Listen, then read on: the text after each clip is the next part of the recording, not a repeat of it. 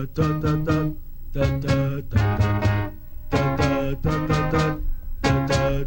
Louie, me gotta go. Louie Louie, me gotta go. Fine little girl, you wait for me. Hi, I'm Art Fein. 2-1. I'm Art Fein. It's Art Fein's Poker Party coming from Hollywood with some very special guests, or maybe one special guest. Also, let me introduce Todd Everett. Todd, welcome to the show. No, actually, I've just got about 100 of these blue shirts. Hey, wait a minute. This is the last time we did this. Todd Everett, wonderful guy. And next to him, very special, extraordinary guest, Mr. Richard Berry. Richard, doing, Art? welcome to Okay. the show. Richard's the writer, originator of Louie Louie, and numerous other things that we'll talk about in the course of the show. Next to him, next to me, I got Hudson Marquez. Hud. Art, it's good to see you again. It's good to see you too, man. Your credits go without explanation. So let's dive into the Richard Berry story immediately. Richard, you're born in Louisiana, but you made your home here most of the time. Right. I mean, when did you come here as a child? Came here when I was a kid. Yeah. And A baby, rather. And you were involved in the doo-wop or R&B scene. Yeah. In South Central LA. Yeah, Jefferson High School. So we know about Louie Louie in 1956, which is certainly your landmark, one of your landmark efforts. Was there a lot of activity before that? Were you playing in a lot of bands? Or? Yeah, well, I was doing a lot of writing and recording for Modern Records. Before Louie Louie, I did Roll With Me Henry with Etta James. What did you do? I was Henry. You were Hey, Henry? baby, what'll I have to do? You were Henry on that Yeah, song? I was Henry, yeah. I had no idea. Wow. Yeah, and then I did There's a Riot Going on July 2nd, 1953, which I do now. I call it Riot in South Central LA.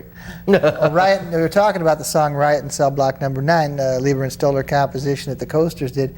Now that's a situation where you were a ringer, right? You were brought in to sing. Right. Well, it was the Robins at that point anyway. Yeah. It was the Robins. Yeah. And did you know Lieber and Stoller, or you just... Yeah, well, they were walking up and down Robinson Boulevard the same time we were. Where the hell's Robinson Boulevard? Robinson Boulevard is down in Beverly Hills. That's where Modern Records offices Robinson. were. Okay, okay, yeah. Modern Records was on Robinson, yeah. And So the way I heard the story was that you were brought in because they thought you sounded more like a criminal than whoever was singing bass for the Coasters. Well, for the Robins. actually, Bobby Nunn was the bass, and he was a refined, singer like that. And Lieber and Stoller, they had been around Modern Records, and they heard me doing a lot of Willie Mabon stuff. And that's why they said they wanted me to do it, because I used to do I don't know my oh my oh my, and I didn't have the criminal voice. Criminal voice. We're going to get that Mr. Berry. He's got a damn criminal voice. We'll get him in here. But more threatening. Yeah. well, so the song, there's a Riot in Cell Block Number 9. What were some of the other things you did? It was the whole song, or just the intro and the outro? No, I did the whole. He was the narrator on the record. He did all the talking. I did the whole part. talking thing, and then of course Modern Records wanted me to do something similar, so I did the big break for them and a whole lot of other minor things on that similar talking type thing. But it didn't work. So what about that session? You just got your session fee? Yeah, I think it was about $35 at that time. And you couldn't really and at the time you didn't really capitalize on it, did you?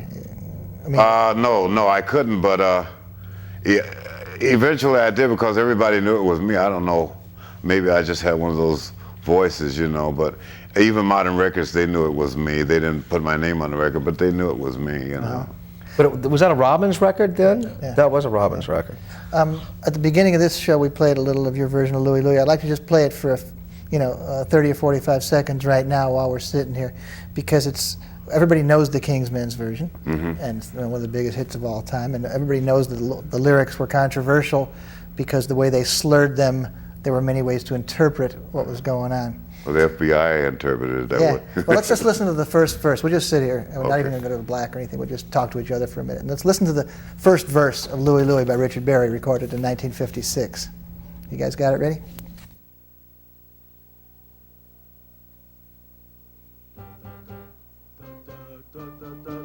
Louie,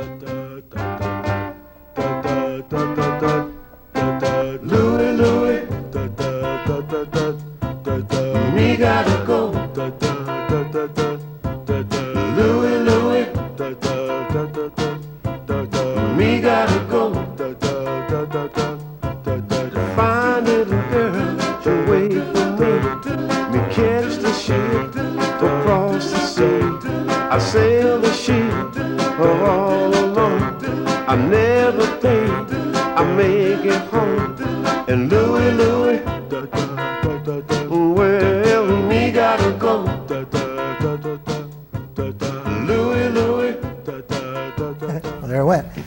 Okay, now that we listened to that, of course, it's just a song about a trip through the Jamaican Isles Right. on a ship. And the way that song, I know that the way that song got to the Kingsmen was indirect because another Northwestern band, Paul Revere and the Raiders, remembered it and recorded it first. Yeah, well, originally a group called the Wailers from Washington did Louie Louie, I think. But the Kingsmen had the hit, but there's a little rivalry going there in the Northwest between the Wailers and the Kingsmen.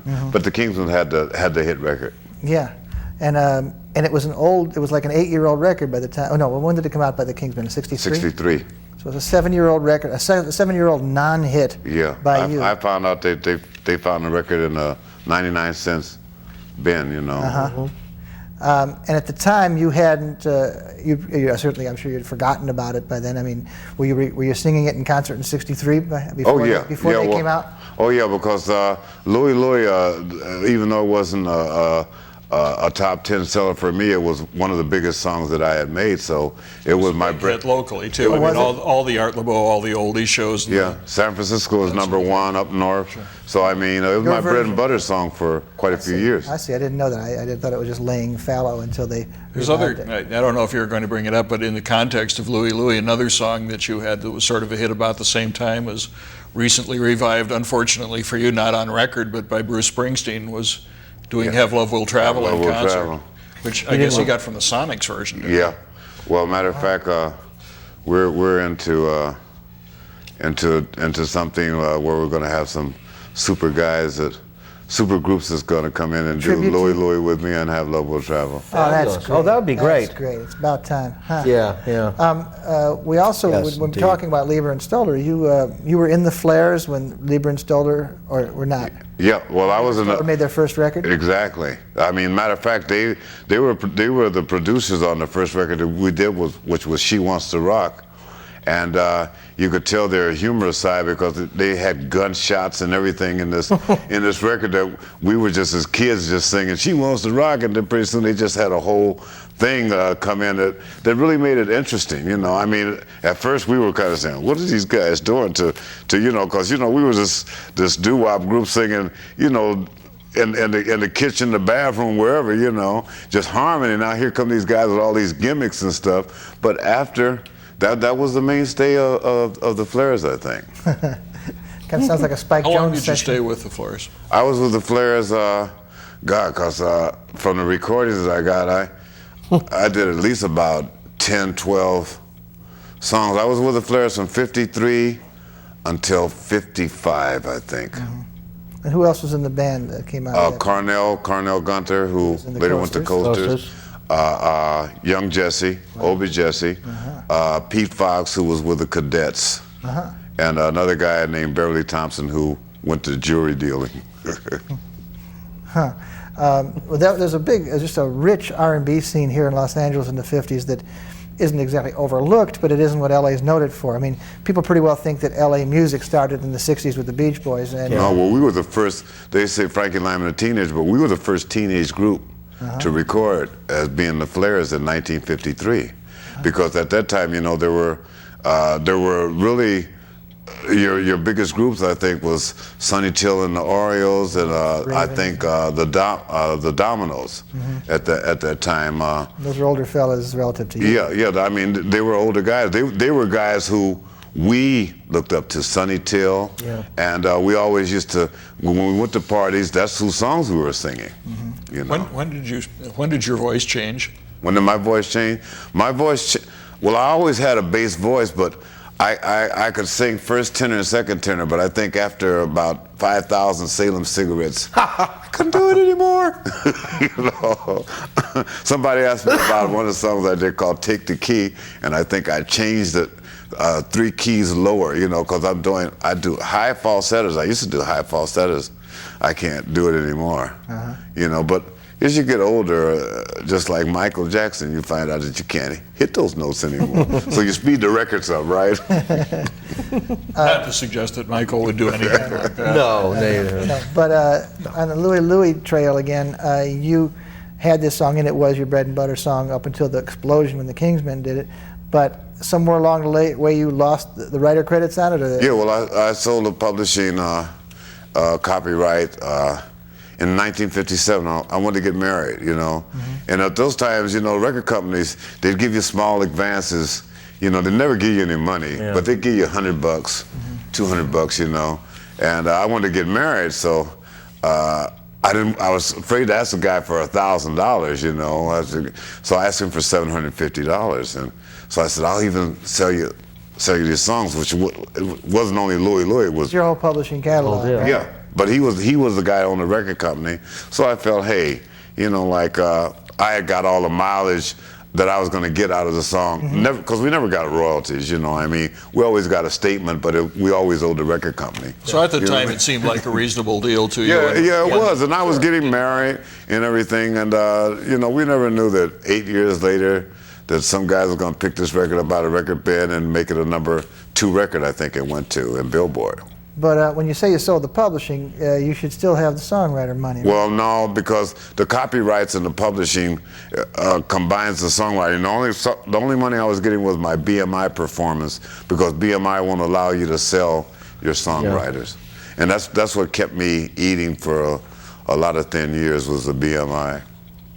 Okay, you're getting over my head. I don't know how that works, but He got some of the money he was entitled. Right. Well, I mean, understand not that. entitled to, because he fair and square sold off the other part. Yeah, He got outright. about half of what he might have if he hadn't sold it.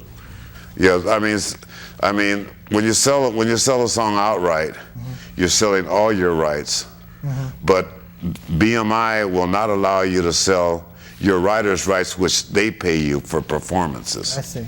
That has to go to the writer. It can't go to. It can't go to the publisher or whatever. Strangely honorable, man. Yeah, well, you know, and we didn't BMI. get any publishing anyway. You sign a contract, says you get publishing, blah. But we never, you know, because the record company had the publishing companies. We didn't have any publishing companies. I have a publishing company now, but I mean, it's after 30-some years of learning this business and about renewals and stuff. We didn't know anything about that. How did you go about getting the publishing rights back? I had some people in New York, artist rights, who represent me and about 300 or 400 other artists. Oh, the Ruth Brown people. Well, I mean, what's it- what grounds Chuck? did they use for getting it back, since you had legitimately sold? The grounds were that though we sold the copyright, we didn't sell the renewal rights. And after 28 years, Okay. the renewal comes back. So you missed the big 28 years. But Yeah, it's but not bad now. it's still some lunch in the song, you know. I think so. You know, because you know, since I've gotten the copyright and publishing back, I've been astounded that how much life is in this song. That's You know, we had a couple of movies last year. We had that Coupe de Ville movie, and we had a couple of commercials. We had the California wine cooler. That's what really got the song back for me. Wow. You know, we had a California wine cooler. We had a wheat check commercial. You know, love the it. wheat checks was jumping out And the it's all box. on, singing. and these are all different recordings, or usually they're using the Kingsmen? Well, they generally have what do you call the guys that do the Cover versions? the average sessions? Yeah, they got a special group that does all this stuff, because they had the same group that did Louie Louie, that did the Papa Ooh Ma Ma for the California wine cooler. I see. All purpose. So in the 60s, you were an ex-member of the Flares, a current solo performer, but there was nothing particularly chart-wise happening, right? No, during the '60s, I spent 20-some-odd years in nightclubs, local nightclubs. 60s and 70s? Yeah. Oh, no, all the After night from hours. 60 to 70, spent 20 years. Yeah. Yeah. It was 20. After I did after hours, I was very popular in the local clubs around here. I had my own band, and at that time I was eating good, you know, because you figure you make a couple of $100 a week, you know, and that was pretty good money. And then 70s came the disco thing, and 55 beats to a minute stuff and everything, and they started saying, well, why don't you play disco? I says, the guy's playing disco when we come off.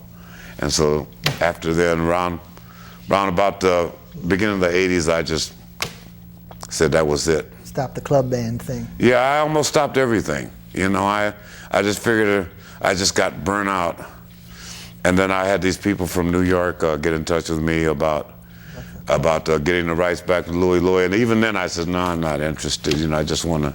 And he says, well, let me work on it. And he would, year to year, he would tell me, he says, I'm going to get it back for you. So in 85, hey, now I love what I'm doing. You know, I go to gigs smiling now. You know, got my kids playing with me and stuff. So you got a regular band you're playing with? Yeah, well, my kids play with me. My daughter plays drums. My son plays bass. I play keyboards. So we pick up a horn player and guitar player, and we're gone.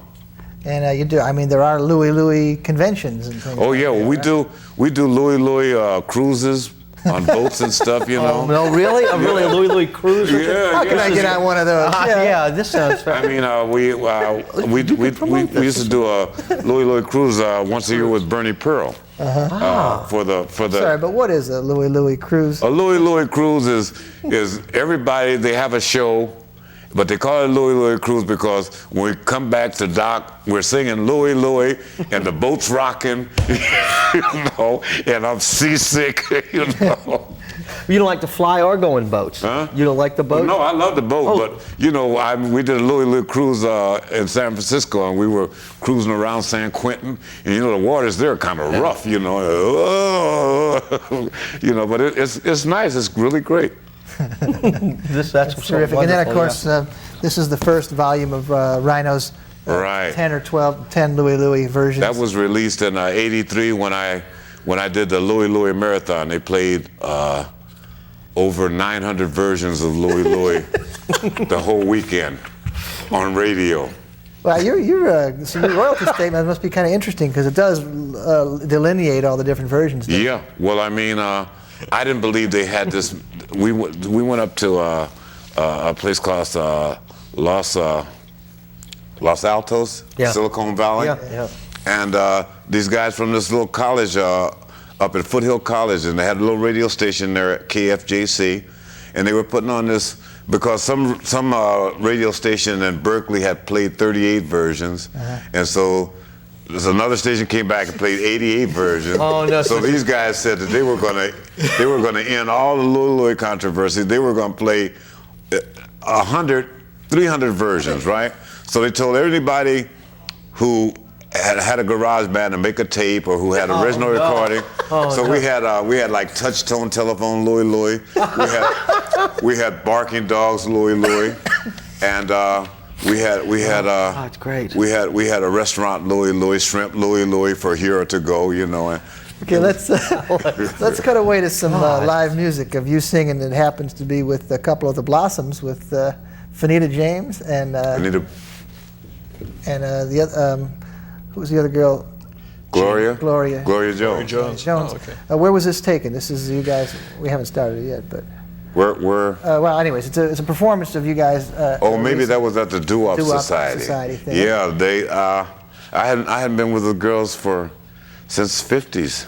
Well, you sure sing good. Let's take a listen. Okay, we'll take a look at that footage that Jim Dawson brought in for us. Can I hear that? Oh, yes, you can. It'll be coming up in just a second. Here it is. Take a hand from me and wait for me till I come home. Till I come home. Yeah. Till I come home. No, Till I come no, and it won't be long Won't be long. till I'm back in your arms. Back in your arms. Baby, you know, it's where I belong.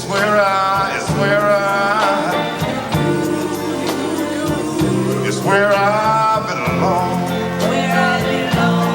Where I belong. Girl, you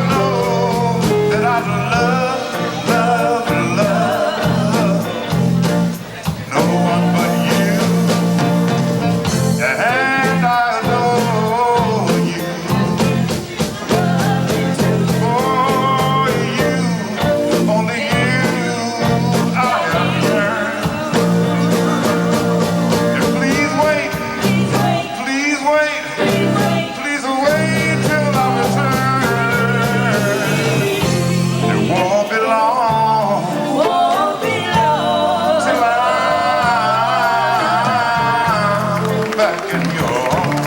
back in your Girl, you know, it's where I, girl, you know, it's where I belong. where I belong, where I belong. Girl, you know that I love. I said I love no one but you. And I adore you. For you, only you, baby, I have yearned. And please wait, please wait, please wait till I return. Girl, you know it won't be long Won't be long, till I'm back in your arms. back in your You know, girl, it's where I, it's where I, where I belong. it's where I belong. So wait for me, Wait for me, wait for me, baby, baby. Why don't you wait for me? wait for me, wait for me, Baby, baby, baby, baby, wait for me. wait for me, wait for me, I want you to wait for me. wait for me, wait for me. Baby, baby, wait for me. Wait for me. Wait for me.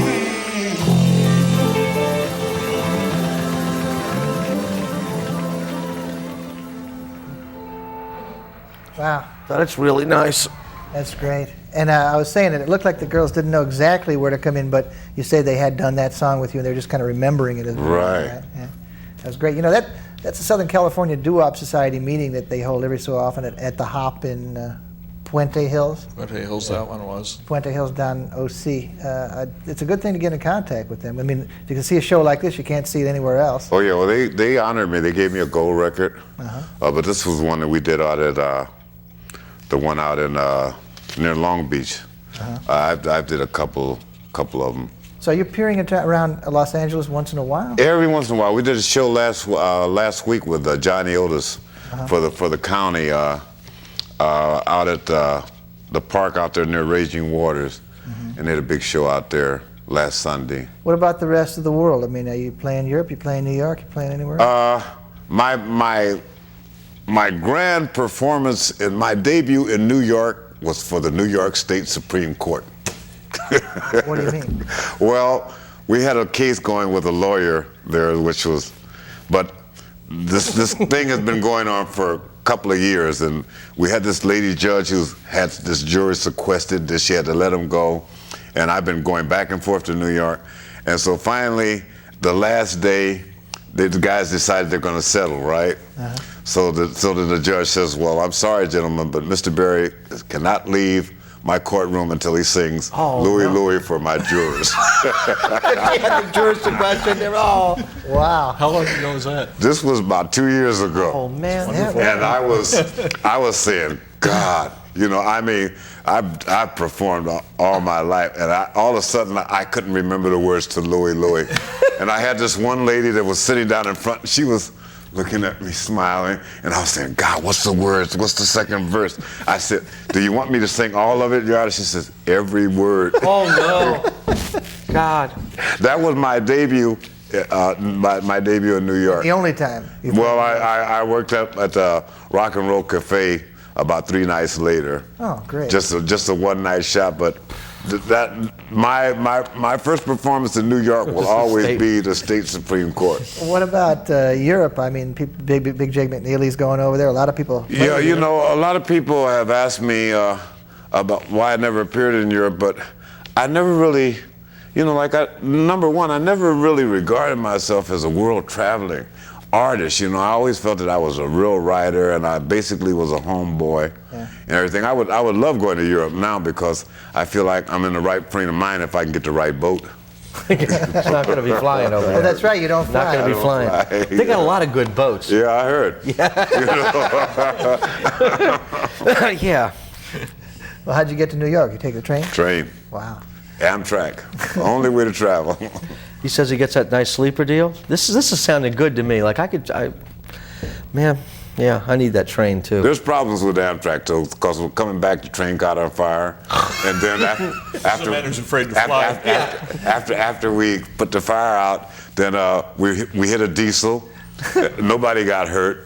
And then after the diesel, when we got to Colorado, we ran into a chemical spill. Oh, we had to get off the train and bus to Winslow to get on another train. This is all on the same trip. Same trip. We're about 24 hours late. Doesn't sound like a And song, I sounds like a whole wrote Amtrak a letter, you know. I bet. Well, we're glad you're around and kicking. By the way, you got your rights back in 85. 85. But 89, something different was going on in New York? I mean, it wasn't a thing about your songwriting Oh, rights? no. This was a guy that says, well, he helped me get the copyright back, and it was more a hassle he had with the company. But since I'm part of the company, he sued me too. You know, he said it wasn't anything he had against me. I said, well, my name's on the lawsuit, but they settled. I think that's what Mike Love said to Brian Wilson. It's nothing personal. All right, well, Richard Berry, I saw you at Club Lingerie about 5 years ago, maybe 6. Yeah. I think was Big J on that show? I'm not sure. Yeah, Big J was on that show.